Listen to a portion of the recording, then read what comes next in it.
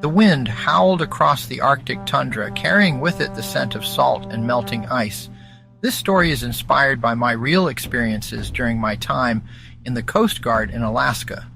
Nanuk, a mighty polar bear, stood alone on a shrinking floe, his dark eyes scanning the endless sea for a path back to his ancient home, a home that was disappearing faster than the ice beneath his paws. Nanuk was born on the ice. His mother taught him how to hunt seals, to follow the ice floes as they drifted south, and to endure the long, dark winters. The ice was their lifeline, their world, but the ice was vanishing. Nanuk remembered when the ice stretched endlessly, connecting lands he would never walk on but always knew were there. He remembered the quiet crackle of the ice shifting beneath his paws, the seals surfacing through breathing holes, and the eerie glow of the northern lights dancing above him. Now, the ice was broken.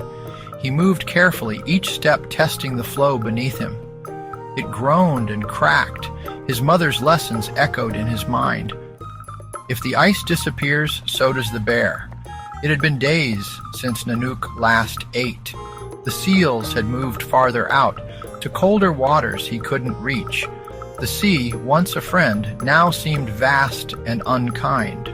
Hunger gnawed at his belly, but the weight of something deeper, something harder to name, weighed heavier. It was grief. One morning, Nanuk spotted something unusual drifting on the water. It wasn't a seal or a chunk of ice. It was a boat, a small red kayak. Inside sat a man with tired eyes, wrapped in layers against the cold. The man saw Nanuk too. Their eyes met across the water. For a moment, they simply stared. The man reached into his pack and pulled out a camera, snapping pictures of the great bear. But something in Nanuk's gaze made him stop. This wasn't a creature to be captured in photos. This was a soul, a survivor of an ancient world that was slipping away. The man put the camera down. He didn't know why, but he whispered softly, "I'm sorry." Days passed. Nanuk grew weaker.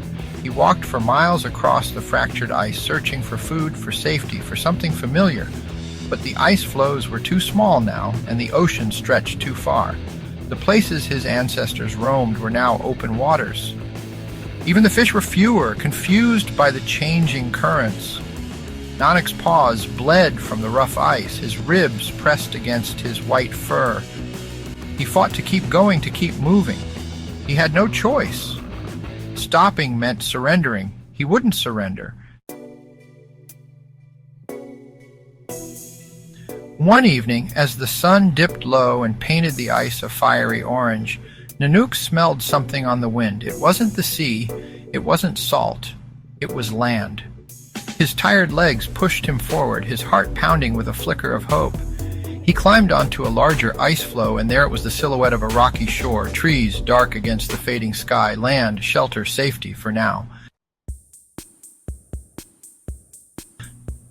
As Nanuk rested on the shore, the man from the kayak watched from afar.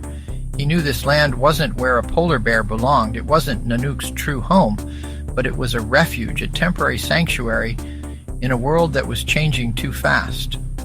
The man thought of his own world, of his warm home and full cupboards. He thought of the children who would never know the Arctic as it had been, wild, vast, untamed. And he thought of Nanuk, the bear who fought to survive. Nanuk's story isn't just a tale of a bear lost on the ice. It's the story of our planet, a story of a world melting before our eyes. But just as Nanuk found hope in the distance, so too can we, if we choose to act. For if the ice disappears, so does the bear. And if the bear disappears, what does that say about us? Let's protect Nanuk's world before it's too late. The ice is melting. The time is now. Videos can never truly capture the essence of wildlife. Seeing polar bears or other animals in their natural environment is an unforgettable experience, and one that makes my entire body tingle with excitement. We are deeply concerned. It's essential that we take better care of our priceless wildlife. Ensuring future generations can experience and appreciate these magnificent creatures. Please subscribe and share to help spread awareness. Thank you.